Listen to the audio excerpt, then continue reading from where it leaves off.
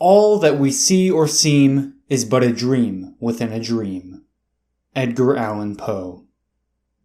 That quote is one of his most popular.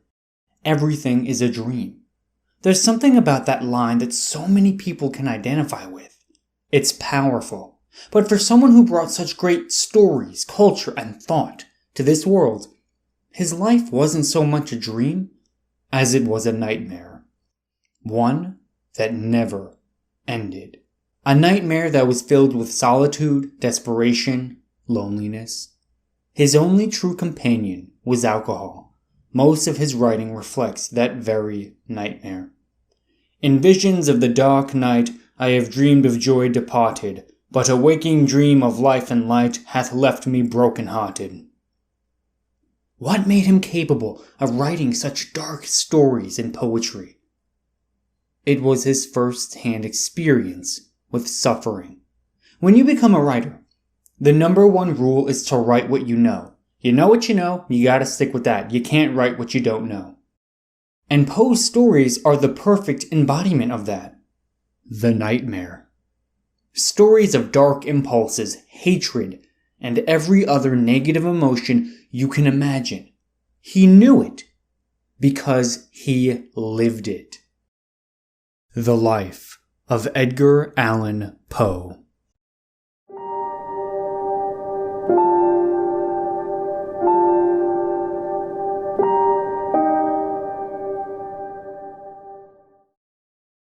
Hey guys, ErickAlden here. Before we get into this episode, I'd really appreciate it if you followed me on Twitter at Our Dark History. I post a whole bunch of cool memes and stuff and all other content that you should hopefully probably like.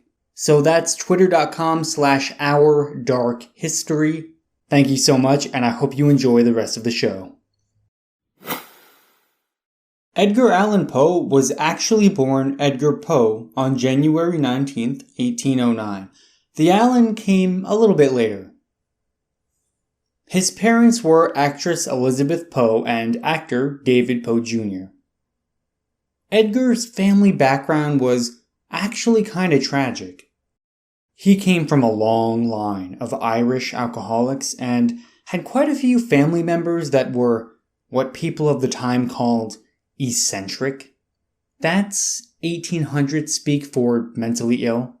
So just about everyone in his family was crazy or drunk, or in some cases, both. You can imagine how being born to a family with those kinds of tendencies can leave you a little more than likely to develop mental illness or alcoholism yourself. There's quite a bit of research to suggest that Poe had brain damage and his genius was actually just overcompensation. Certainly could be the case. Now here's the cool thing. Edgar's grandfather actually gained the family some status in the newly formed United States. He personally financed and helped during the Revolutionary War. Even became friends with Marquis de Lafayette. His son, David Poe Jr., wouldn't follow in his father's footsteps though, and instead became an actor. And Poe's father didn't just disregard his father's wishes to become an actor, but he wasn't even a very good actor either. One critic who saw both of Poe's parents perform once wrote, quote, "The lady was young and pretty and evinced talent both as a singer and actress. The gentleman was literally nothing." End quote. David would stick true to the problems of the family and develop severe alcoholism, mental illness, and even got to a point where he abandoned his wife and 3 children, never to be seen again. His mother continued as an actress, depending on various co-workers and audience members to watch her kids. Only a few months passed before she became very ill. She worked less and less frequently until she physically couldn't. She passed away a year after her husband left, almost to the day. Her 3 kids would be sent to live with various other local families who agreed to adoption. Edgar went to live with the Allans, a wealthy merchant family out of Richmond, Virginia. The reason they were so willing to adopt someone else's kid was that they likely couldn't produce children of their own. I mean, why else would you adopt? And with John Allan's thriving business, they had plenty of resources to care for a child. I think there are a lot of rumors and falsehoods about the dynamic of the family. I see a lot of stuff about Mr. Allan beating and abusing the young Poe, but I really don't think that's the case. A more accurate way to view the relationship is that Mr. Allan desperately needed an heir. Neither of them wanted their fortune to be completely lost when they passed. That was John's primary motivation for adopting Poe. It was more of a self-interest kind of thing, whereas Mrs. Allan, his wife, really did love Poe and treated him as if he was their own son. And this drive for money actually brought the entire family over to London for a few years, which is where Poe mostly grew up. I mean, it kind of makes sense that Mr. Allan was as obsessed with money as he was. Now, it's this desire for wealth that even brought the family over to London for a few years. This was during a time when travel was difficult. It took around 6 weeks to cross that Atlantic Ocean. There were also other dangers at sea, like pirates. Those were a real thing at this time, and there was a pretty solid chance you died on that ocean, one way or the other. But the Allan family got there nonetheless. As Poe grew up, Mr. Allan was more of a permissive father figure. Between that and a loving mother figure who kind of had a hard time disciplining him, you have some real potential for chaos. Keep in mind, Poe is their only child. He got all the stuff he ever wanted, needed, or asked for. It's nice to not want anything as a kid, but if you're just handed everything, well, we all know how that tends to cause problems later on down the road. That's the way Poe grew up, with more stuff than he needed and without any discipline, or at least any serious discipline. While he grew up in London, he received an education from Reverend Dr. Bransby. This guy really liked Poe, and he's most of the reason Poe was as brilliant as he was later in life. Dr. Bransby described Poe as, quote, a quick and clever boy who would have been a very good boy if he had not been spoilt by his parents, who allowed him an extravagant amount of pocket money, which enabled him to get into all manner of mischief. End quote. Spoiled kid, indulgent parents. That's a pretty accurate picture if you ask me. Poe later wrote about never receiving the amount of affection he needed as a kid as well. Of course, he could have just been an exceptionally needy and emotional kid. Poe biographer John H. Ingram even said, quote, throughout life, a morbid sensitiveness to affection was one of Poe's most distinguishing traits, end quote. So maybe the Allans gave him enough affection for a normal kid, but it was that Poe wasn't a normal kid. He needed a lot more. Definitely could be the case, and really it's hard to know for sure. Mr. Allan would also have these big fancy dinners with other upper class types, and he would have Poe entertain everyone by reciting long passages of poetry. Poe was a natural introvert, recluse, and probably very emotionally sensitive, so you can imagine how stressful this would have been as a young kid in his position. It's during this time he also developed a taste for alcohol. The Allans were just kind of whatever about it. Little did they know, it would be this very substance that would bring about Poe's own undoing later in life.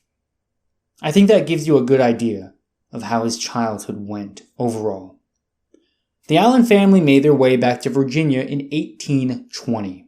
It would be a few years before anything interesting happened.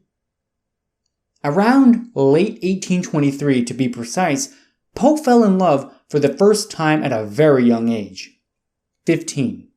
And it really shows you how interesting his life was. So he had this best friend, right? Rob Stannard.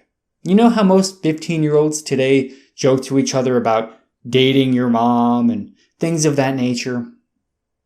Well, Poe actually did it.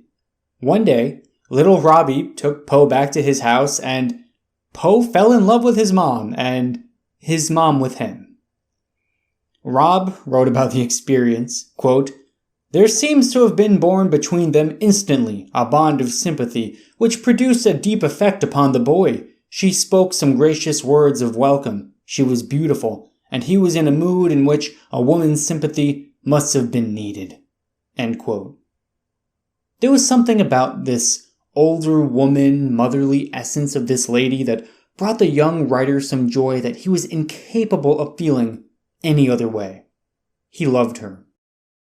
Years later, he would reflect on this woman, Mrs. Stannard, writing, quote, "The truest, tenderest of the world's most womanly souls, and an angel to my forlorn and darkened nature." End quote. And for the second time in his life, Poe would face the tragedy of the death of someone he loved dearly.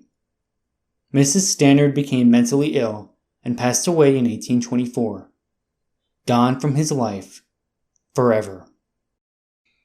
Across the street was a well-to-do family who had a daughter that piqued Poe's interests, Sarah Royster. They became very close over the years and began an official relationship in 1825.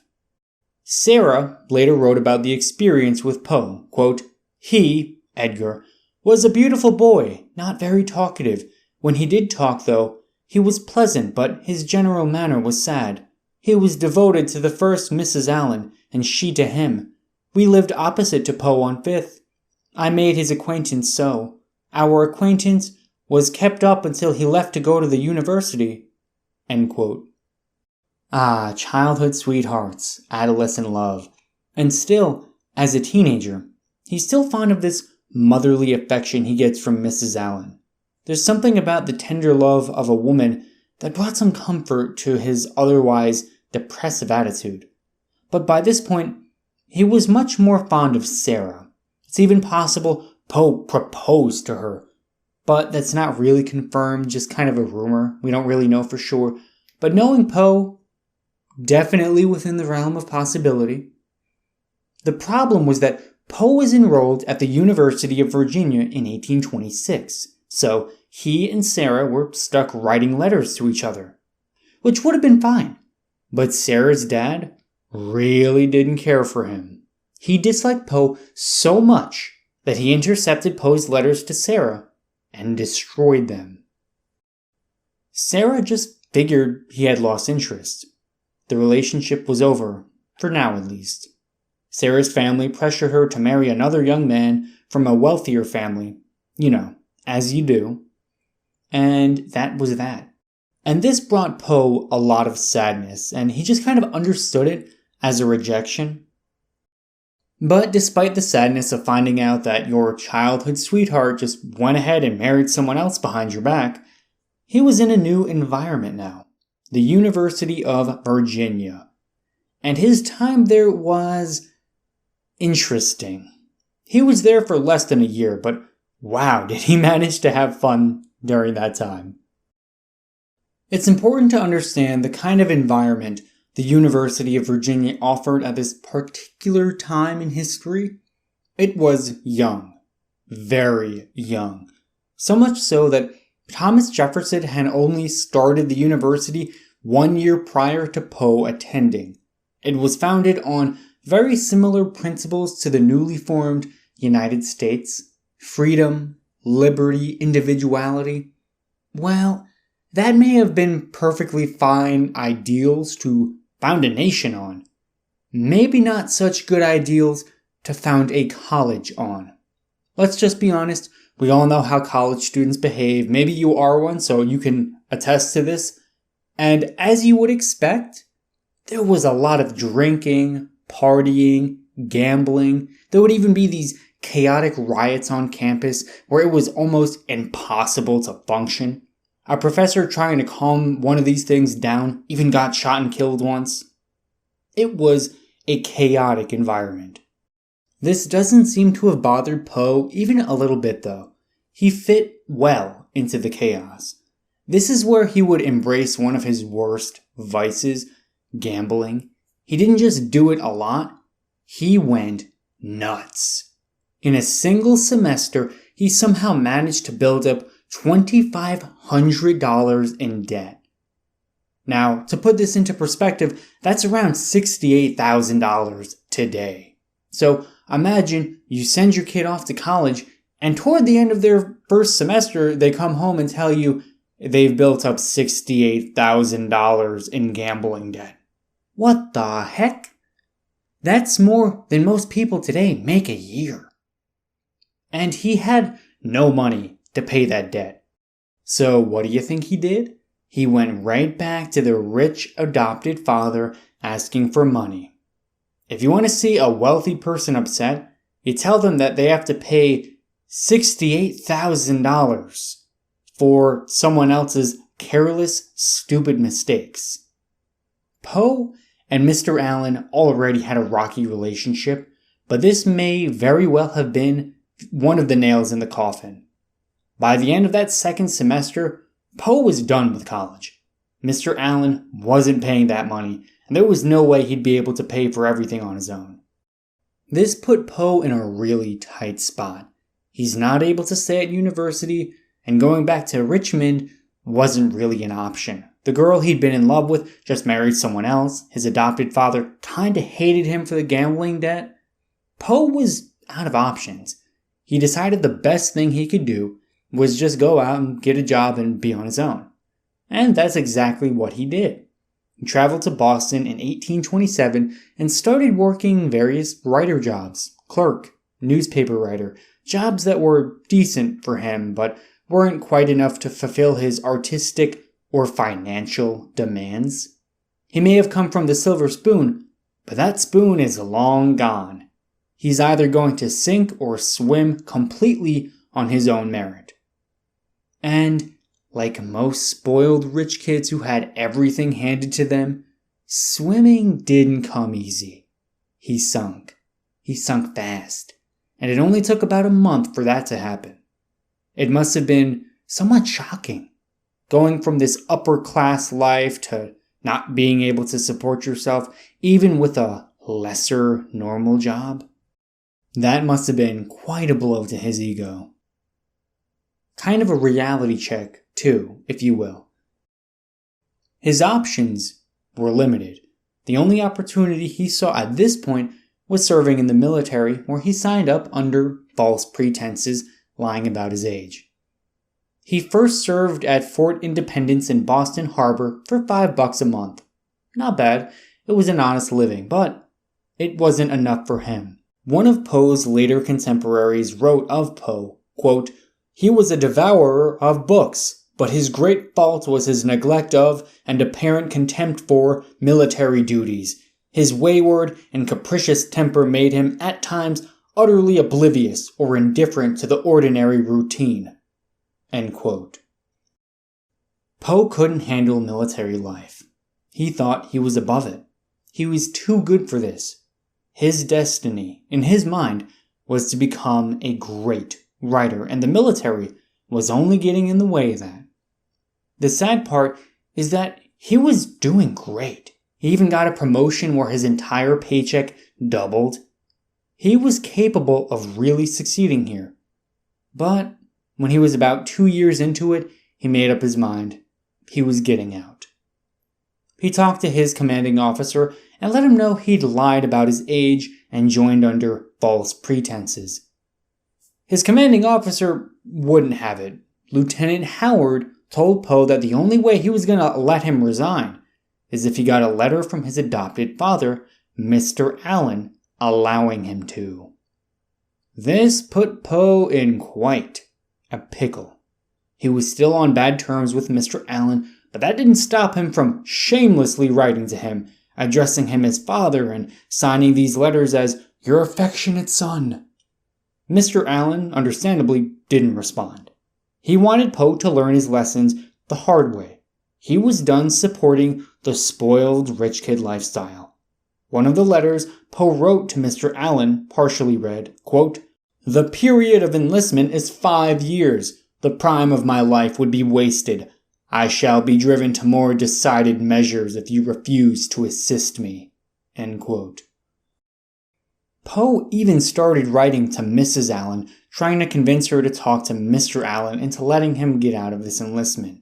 And this is where things take a turn for the worse, from Poe's perspective at least. Mrs. Frances Allan dies. She's gone. And Mr. Allan remarries really quickly after. This was another one of those nails in the coffin of any hopes of Poe, for one, having a good relationship with Mr. Allan, and two, getting all that inheritance money. Mr. Allan, by this point, kinda hated Poe. Mrs. Allan was the only bridge between Poe and Mr. Allan, and now she's gone. I want to focus a little on the effect this had on Poe. His mom died when he was a small child. His first love, Mrs. Stanner, died when he was just 15. And now his foster mother is dead as well. Poe's just 23 years old at this point and still kind of a child. And he has already experienced all of this suffering. This could explain why so much of his work revolved around beautiful women and death. There was a real pattern of women who loved him dying. Imagine getting so emotionally attached and dependent on this same motherly figure again and again and again, only to have the cold claw of death snatch her away every time you almost felt joy, every time you were almost happy. No wonder he wrote what he wrote. How could anyone think about anything else when that's a recurrent theme in your life? The women you love and that love you dying. After Mrs. Allan was buried, Mr. Allan became a bit more sympathetic. He decided to help Poe out.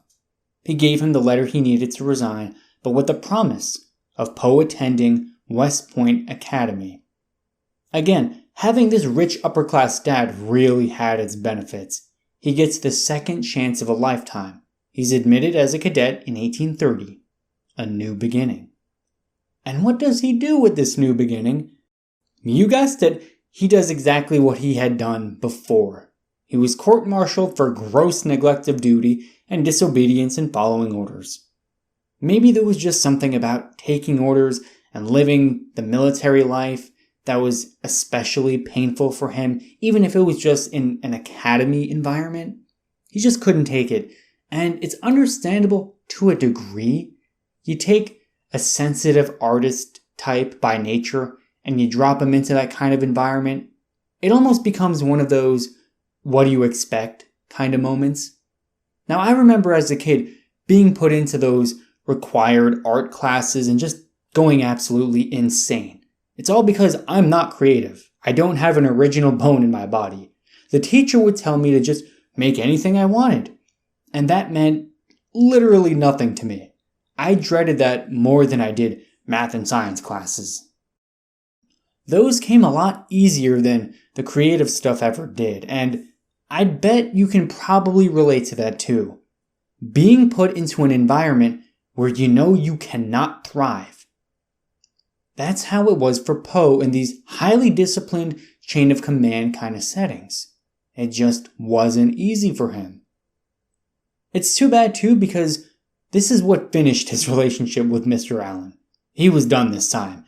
Even went on to officially disown Poe, cut him off from all the inheritance on paper. Something that Poe grew up expecting to have. Right, you grow up in a wealthy family, when your parents die, you get what they had left. Well, not this time. Mr. Allan would rather the wealth be completely wasted than give it to his adopted son. And these kinds of situations are always difficult because you want to find out who the bad guy is, right? Is Poe just this lazy ingrate who can't function in society because he's too self-centered or whatever?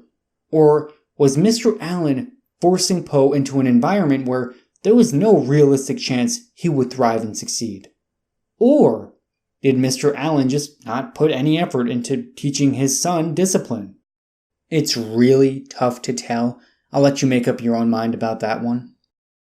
Poe left for New York City in 1831, determined to make a writer out of himself. He released his third volume of poems, brilliantly named Poems. It was actually financed by the cadets he met at West Point, who each contributed 75 cents to the cause, raising a total of $170. Just like all his other releases up to this point, he received lukewarm success. Later that same year, he went to live with his family back in Baltimore. His biological family, that is. He spends these next few years trying to become a writer by any means necessary. He even had some success. He won a literary award in 1833 with his story MS in a Bottle. He had his story published and everything. It was a pretty big deal for him. Of course, it wasn't enough to kickstart a career, but he still has this family to support him now, and they kind of act as a shield against destitute poverty. Now, it's important to understand that this is a family of people who can't take care of themselves. Individually, these people were all broken and would have been screwed on their own. The only thing that keeps this family afloat is this strength in numbers. Everyone supports each other.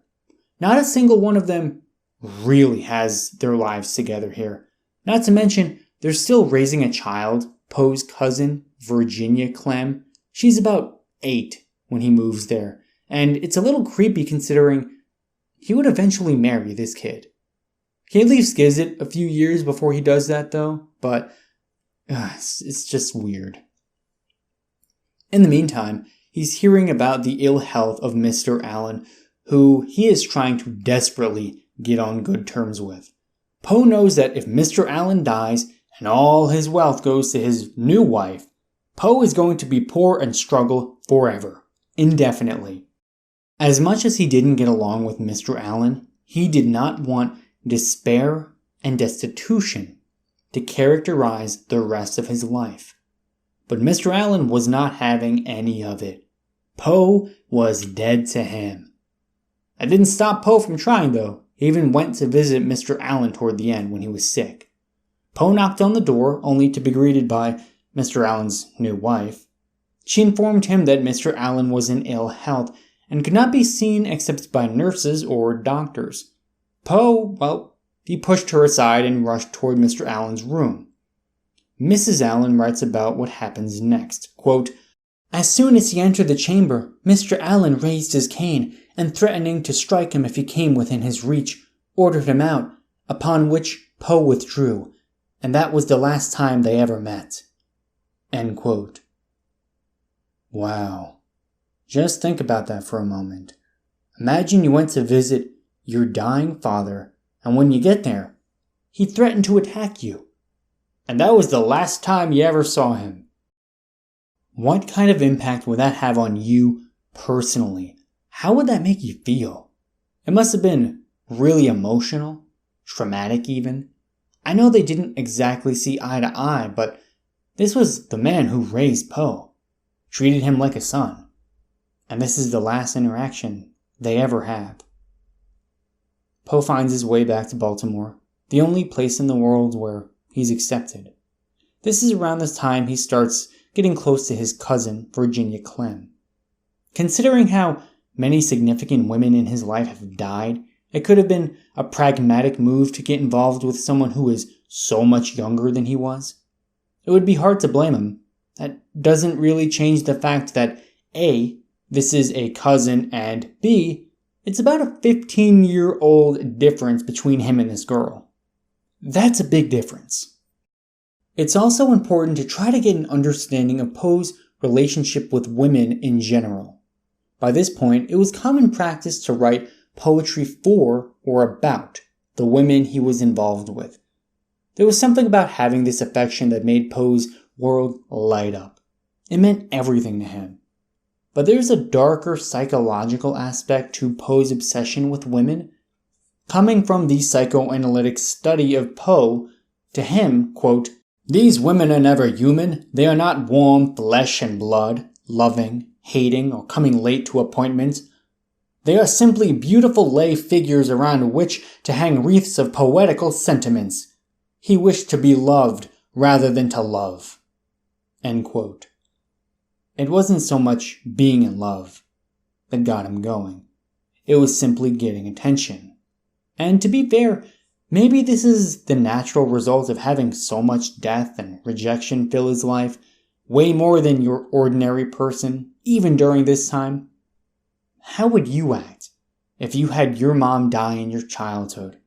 One of your first loves dying randomly. Another one marrying someone else behind your back. Your foster mother passing away before you're even really an adult. And then all the countless heartbreaks I just don't have time to cover here. Because there are a lot. And just think about it. How would you be if all that happened to you? How would it change you? Maybe there's some people out there that would have been perfectly fine. But as we've kind of established with Poe, he was certainly on the sensitive side, and he just couldn't emotionally cope with the issues of life. With the death of his brother just a few years prior, who, by the way, died of alcoholism, this emotional catastrophe with Mr. Allan, and now the pressure of being the only man in the household of women, this becomes an intense period. And just like countless blood relatives, he coped with day-to-day life with alcohol. And it didn't take a lot either. A fellow editor who knew Poe later in life even wrote about his relationship with alcohol. Quote, "With a single glass of wine, his whole nature was reversed. The demon became uppermost, and though none of the usual signs of intoxication were visible, his will was palpably insane." End quote. Life was sad. For him, it was just easier to not feel anything rather than confront the tragic and pathetic circumstances of his life. And I don't mean that in an overtly critical way either. He still lives as one of the greatest and most significant writers in history and a personal favorite of mine. But his life story really is just kind of sad. There aren't a whole lot of other ways you can spin it. But maybe this sadness in his life is what made him a great writer to begin with. It goes back to the idea of writing what you know. Can you write something like The Telltale Heart or The Black Cat if you don't have a particularly morbid mind? Anywho, this is where Poe really starts coming into his own as a writer, his own personal greatness. And unlike most writers who are overtly opinionated about everything, Poe pays literally no attention to the big issues of the day. There's the slavery dilemma, the Native American question, and a million other things like that to be concerned over. Poe doesn't care. He lives in his own little world where nothing but literature lives. The psychoanalysis puts it eloquently. Quote, "Poe passed serenely through the troublesome years of anti-slavery agitation, apparently untouched by the passions of those around him, worshipping only the beauty whose expression is art, interested only in the inner conflict within his own soul. In his themes, he is neither American, nor Virginian, nor of the 19th century. For him, the world was depreciated till it scarcely existed. Finding reality not to his satisfaction, he fled to a world of his own creating." End quote. I think that's a pretty nice way to put it. In 1835, Poe makes history with one of the first science fiction stories to ever be published. The story was entitled The Unparalleled Adventure of One Hans Pfaall. Interestingly enough, it's basically about a Dutch guy going to the moon in a balloon. But there's a kicker. Poe wrote this story as a hoax. He wanted to convince people that Hans Pfaall was a real person and actually went to the moon. Now, of course, us in the 21st century can see right through a story like that. We know the moon doesn't exist. But the people that read this story didn't necessarily know that you can't travel to space in a hot air balloon. In the summer of that year, he even got his first big writing job, the assistant editor of the Southern Literary Messenger. But he got fired just a few weeks into the job, and you'll never guess why. Poe's boss wrote to him saying, in part, quote, "It must be especially understood by us that all engagements on my part would be dissolved the moment you get drunk. No man is safe who drinks before breakfast. No man can do so and attend to business properly." End quote. Drinking on the job. Yikes. Shockingly enough, though, Poe somehow got back into that job. He was that good. He actually worked there for about 2 years, writing and publishing a whole bunch of his own work in the meantime. It's also around this time that he married that much younger cousin of his, who was 13. He was 26. Yeah, gives me the skeeves every time. His career was going somewhat well, though. He did a good job of building up his reputation as a good critic and a good writer. He could never really hold down one job, though, and not necessarily because he was drunk or anything like that, but he would just get bored at one place. Maybe a year or two would pass by before he just needed a new work environment. And that's kind of how things went for a good while, working at various magazines. In 1840, he even tried starting his own. It was supposed to be called The Stylus, and Poe thought that the literature in the United States could really use some improving, and he was going to bring the new culture, the great literature, to the people. Unfortunately, things never really panned out, but that was kind of his goal, his life's end. That was kind of his big mission. Now, somewhere throughout this period, he actually had the idea to work for the government. He wanted to work in the custom house in Philadelphia.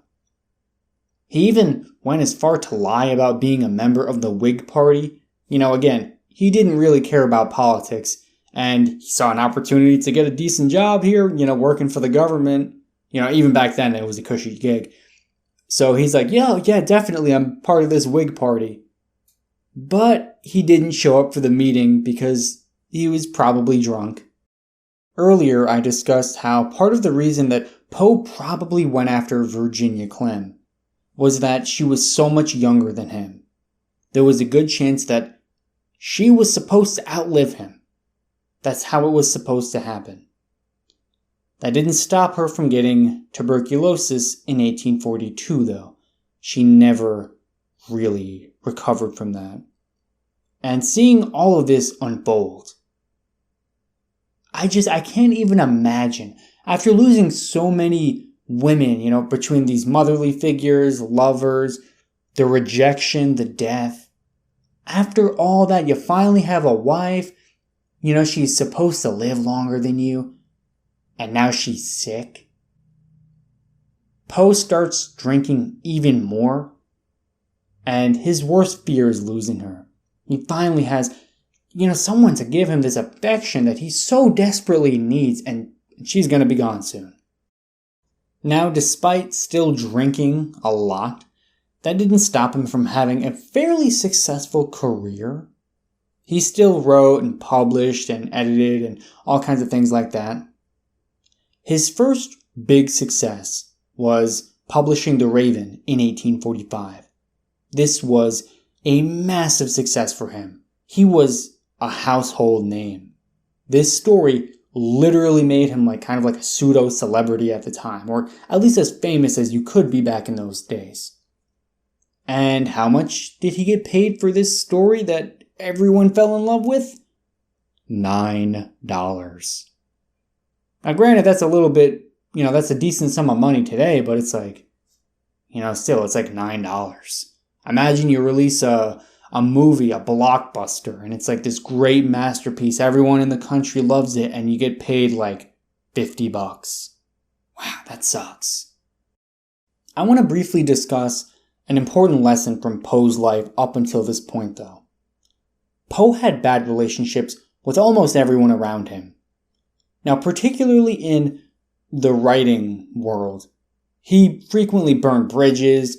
He was accusing other people of plagiarism. He just gave, zero thought to being nice or, being cordial. Maybe even if you don't like these other writers, maybe you just don't attack them. Yeah, he did not care at all about that. He was willing to go on the offensive, say, this guy sucks, you stink, you're a plagiarist.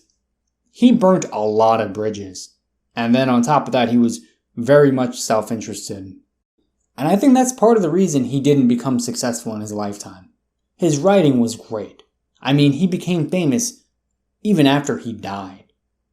Right? That takes such good writing. That takes some true art for that to happen. But, he just couldn't find a way to get along with people. And that's part of business, right? Like, if you want to be an actor, you can't just go around, you can't be rude to all the people that might potentially hire you. You can't burn all your bridges, because those bridges are how you go from, some drunk nobody writing stories for like 10 people to becoming, the next Brad Pitt or, whatever it is you want to become.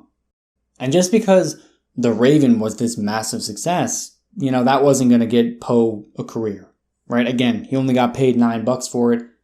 There wasn't really any other way he could realistically monetize that story. And that is kind of sad, because I think if he were alive today, he'd have a much easier time. You don't have to be that nice to people. I mean, don't get me wrong, it's good to have connections today, but you needed them a heck of a lot more back in this time. Things continued fairly well for a couple years, at least until 1847, when Virginia dies. This leaves Poe devastated. He doesn't know what to do. I mean, the dude goes insane. And can you blame him? He outlived this younger girl she was supposed to be the one. She was 15 years younger than him, and she still died, just like all the other women in his life. He went insane. He even did some kind of goofy stuff. So, for one, he tried marrying Sarah Helen Whitman. She was another pretty popular writer during this time. She's kind of, another one of these classics. But of course, things didn't really work out because he was an excessive drinker and he went a little genuinely insane. So of course, I don't think she really wanted anything to do with that. Maybe she liked his stories, but it's kind of like, all right, you're a crazy drunk. Let me not marry you. Sorry. I'll read your stories though. Won't marry you. Kind of one of those. But he does get a little piece of happiness because he ends up tracking down that childhood sweetheart. You remember her? Sarah Royster? He somehow found her, and luckily enough, it turned out she was a widow. He marries her. Things worked out. He did get a little piece of happiness. It's too bad that it had to happen all these years later. Maybe she was supposed to be the one. And her father getting involved in her love life, maybe that was a downfall. Kind of a really tragic what if. He probably would have had a much more stable life, a better... I mean, just think about back when he was 15. Imagine he had this woman and this affection that he needed from that point on consistently. Maybe things would have turned out better. Maybe he wouldn't have been such a nut, for lack of a better term. But he doesn't have a lot of time to enjoy this little piece of happiness because he died just a few years later. In 1849, to be exact, and there's a really interesting account because this one guy just finds him outside of a polling station semi-conscious. Like he's very clearly messed up. Poe's just out in the streets, just kind of leaning up against a building, really very clearly out of it. It must have been a weird situation. And a lot of people theorize that he was drunk or, he went on some crazy binge. It's really hard to know. But one of the biggest and most prominent theories, which I personally think could certainly be the case, is the cooping theory. Now, you probably don't know what cooping is. I didn't when I first started researching this. But cooping basically happened when there was an election going on. And what people would do is they would just find some random stranger, kind of beat him up and give him drugs. And then they'd take him around and make him vote for, the political candidate that they wanted to vote for. So let's say you were doing this in, the 2016 presidential election, these guys would go around, they would beat someone up, give them drugs, and then, they'd go vote for whoever they want. Maybe that was Hillary Clinton or Trump or, whoever. All right, so you want your guy in, you go beat people up, give them drugs, make them vote. It worked. I'm sure there were plenty of politicians who got elected that way. And then you could take these poor victims, these people that had just been beaten and drugged and forced to vote for someone they probably wouldn't have otherwise voted for, put them in different clothes, and just, it was just a messed up situation. And then once they were done with you, they kind of threw you out on the side. All right, they found Poe right outside a polling station. So there's some pretty strong evidence that, he was probably cooped. And just a couple days later, he passes away. His last words were, quote, "Lord, help my poor soul," end quote. It's actually really sad. Really sad if you think about it. And then it actually gets a little bit worse because of the memoir that was published by one of his literary rivals. Now, this other guy, Griswold, was a writer in his own right, but he actually somehow got the ability to publish the memoir about Edgar Allan Poe. And I could understand having a rival and really just wanting bad things to happen to that person. Fair enough. Everyone has that kind of person. But after they die, it's kind of don't. Once you're messing with someone's grave or someone's legacy or whatever, I think that's where you really cross the line. And he wrote this in the New York Tribune, pretty much saying that no one's going to be grieved by Poe's death. He's dead. No one's going to miss him. See you later, Poe. Goodbye. What the... that's just one of the cruelest things I've heard in my life. And I think it's kind of poetic justice that Poe, even, with this basically terrible memoir published about him, he's the one that gets famous and not this other guy. And here's another interesting thing to note. Griswold somehow got the copyright to all of Poe's work. So the fact that Poe became a household name, a literary legend, became one of these great people of history, it really was against all odds. Because Griswold, he was going to do everything in his power to, make people hate him. Imagine how much you have to hate someone to say, yep, this guy's dead, and no one's really going to miss him. And then get the copyright to their work and do everything you can to make sure people don't read it. Right? Because that's exactly what he did. But the legacy of Poe lives on. I think there's a lot of lessons to be learned from Poe's life. Do what you can to not burn the bridges of those around you. Understand that no job is beneath you. If working in the military is the only thing you can do, do it. Discipline yourself. Don't, give in to your vices. But the memory of Poe lives on. But that's going to be the life of Edgar Allan Poe. Hey guys, ErickAlden here. I really hope you enjoyed this episode.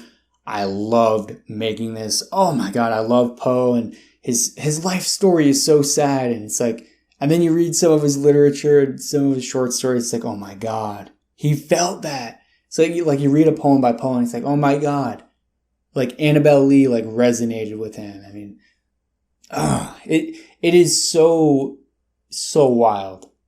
So wild. Yeah. So if you can't tell, I have a little bit of a bias. I really like Poe. One of my favorite writers of all time. But anyway, I'd really encourage you guys, check out my social media pages. I've got Twitter, Facebook, Medium, Reddit, Instagram, anything you want. So yeah, I would really appreciate that. And, be subscribed, following somewhere where you can get the next episode. And I will see you guys in the next one. Peace out.